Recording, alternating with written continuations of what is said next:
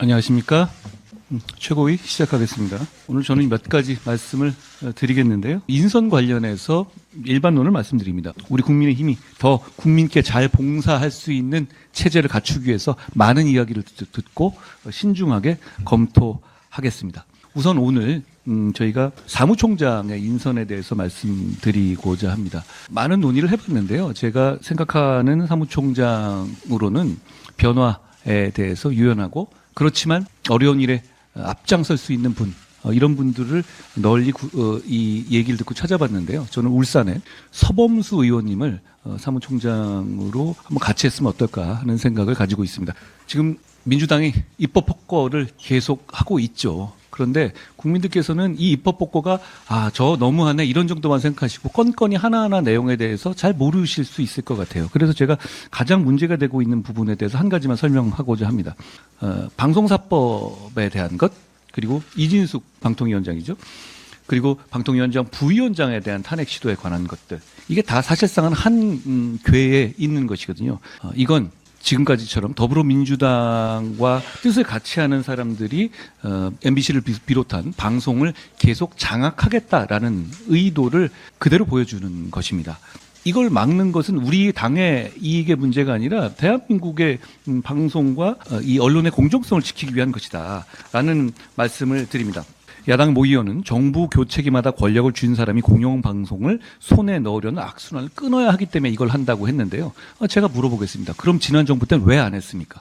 지난 정부 하에서는 손에 쥐고 마음대로 하다가 지금 와서 오히려 공영방송이 정상화되고 오히려 더 공정한 길로 나아가려고 하는데 그걸 굳이 막으려고 하는 겁니까? 이 질문에 답해야 하는 겁니다. 입법, 사법, 행정 사실상 민주당이 장악할 때 왜 이거 안 했습니까? 그리고 그때 이후에 오히려 우리 정부는 문재인 정부 당시 초반에 몇 개월 만에 MBC, KBS 사장이 바뀌었는지 한번 회고해 보십시오.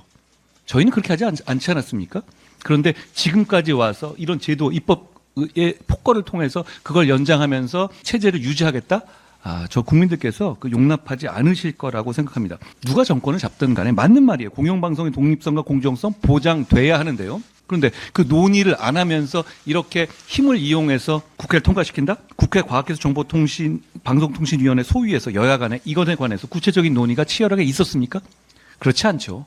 결국 이렇게 해서는 안 된다는 것 분명히 말씀드립니다. 이렇게 독이 든 사과를 계속 내물면서 왜 안 먹니 하면 당연히 국민을 위해서 저희는 거부할 수밖에 없습니다. 방통위 부위원장에 대해서 탄핵을 또 얘기하고 저희는 어쩔 수 없이 지금 이 체제를 지키기 위한 방식으로 또 사임을 하시고 이랬던 것 같아요. 이거 국민들이 보시기에 어떻게 보실 것 같습니까?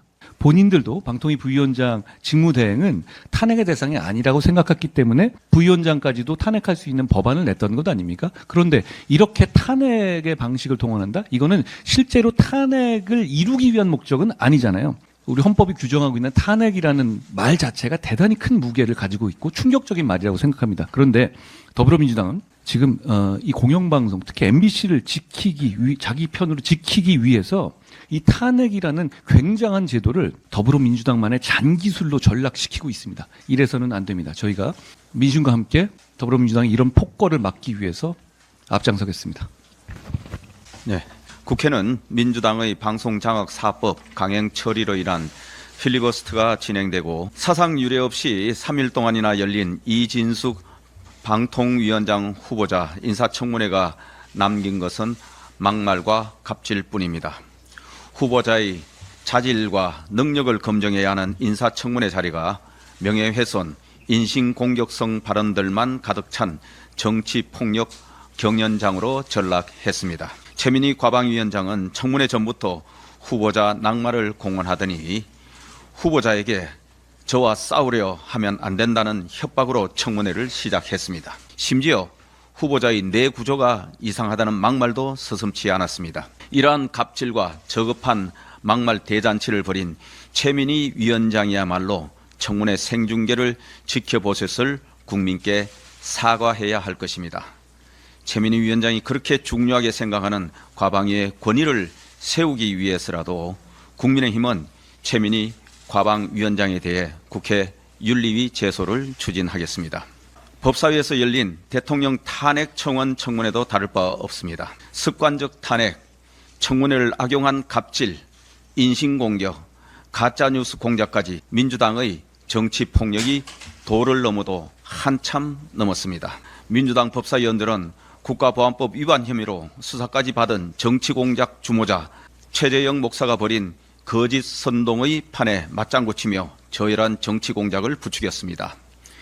야밤에 외간 남자와 카톡을 주고받는다는 등 부부관계가 어쩌고 하는 저급한 삼류 소설류의 발언을 최재형 증인과 정청래 위원장, 민주당 법사위원들이 서슴지 않고 주고받는 모습에 전 국민이 경악을 금치 못했습니다. 법사위를 파행으로 몰고 가는 정청래 법사위원장 해임 요청에 관한 청원이 이미 동의자 9만 명을 돌파한 데 이어 막말, 군모독, 품위 및 국격 훼손 등에 대한 국회의원 정청래 제명 청원도 5만 명을 넘는 동의를 받은 이유가 지난 청문회에서 여실히 드러났습니다. 탄핵 청원 청문회가 아니라 탄핵 공작 청문회였습니다. 심지어 탄핵 청원에 대한 결론도 없었습니다. 그저 민주당 의원들이 면책 특권 뒤에 숨어 무책임하게 남발한 음모론과 탄핵 선동만 있었을 뿐입니다.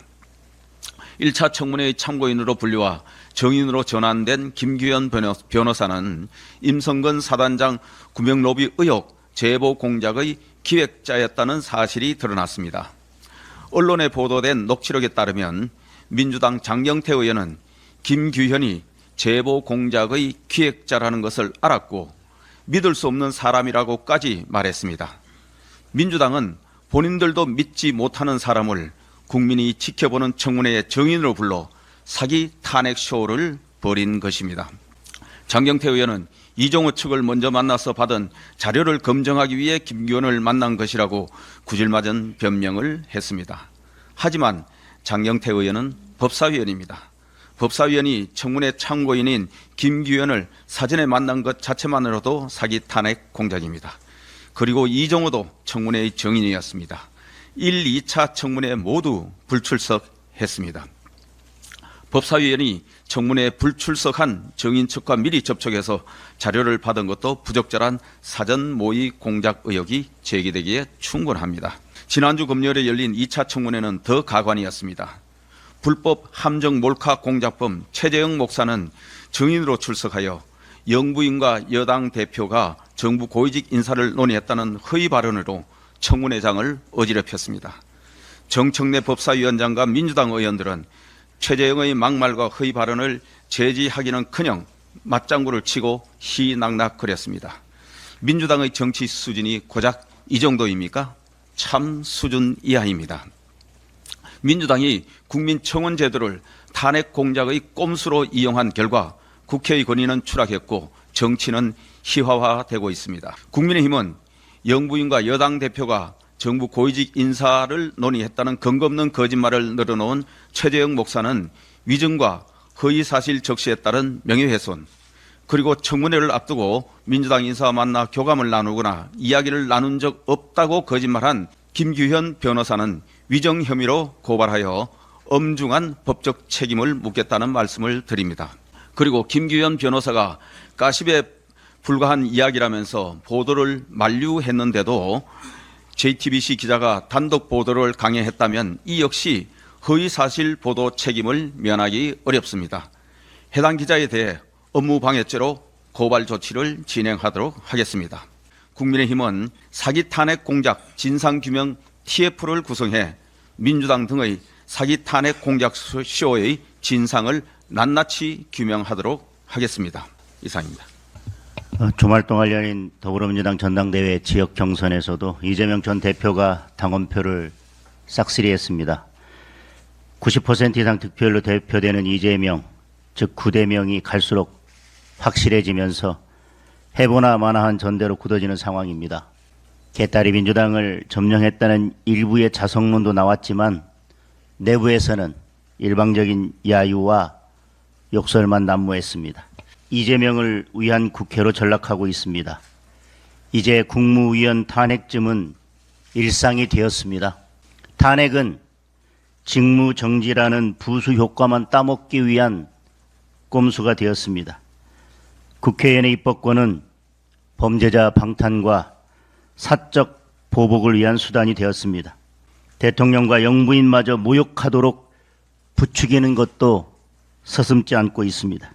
국회를 이재명 한 명을 위한 국회가 아니라 국민을 위한 국회로 다시 돌려놓아야 할 것입니다. 이상입니다. 예, 현재 국회에서 논의가 되고 있는 것이 최근 종료되어가는 이진숙 후보자 청문회입니다.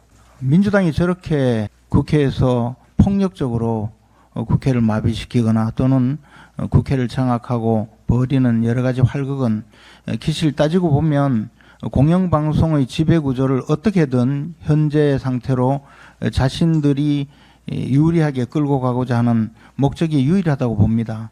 사실 이진숙 후보자에 대해서 지금까지 3일 동안이나 인사청문회를 계속하면서 온갖 폭력적인 언사를 퍼부으면서 지금까지 부적격하다라고 주장하지만 사실 이진숙 후보자가 뭘 잘못했는지 저는 알지 못합니다.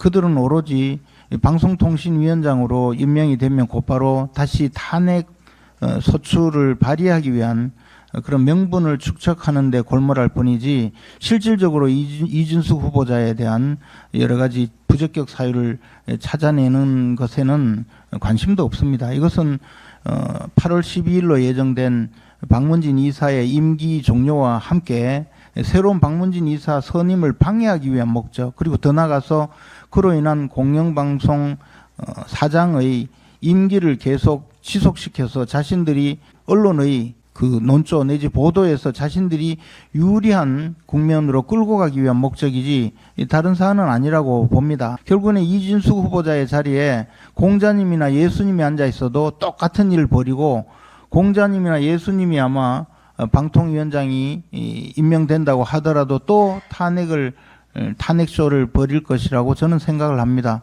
이러한 민주당의 처사는 오로지 이 나라의 언론, 방송을 자신들에게 유리한 환경으로 끌고 가려는 정치적 목적 외에는 다른 어떠한 목적도 없고, 그것이 결국은 정권을 잡으려는 그런 목적으로 이 국회에서의 모든 입법활동 내지 대정부 견제 활동을 끌고 가고 있다고 생각을 합니다. 이것은 결국 국회 권력을 이용한 일종의 활극에 불과합니다. 김민전 의원님. 네, 김민전입니다. 원내대표님을 비롯해서 지금 법사위에서 무슨 일이 일어나고 있는가에 대해서 상세히 말씀 주셨는데요.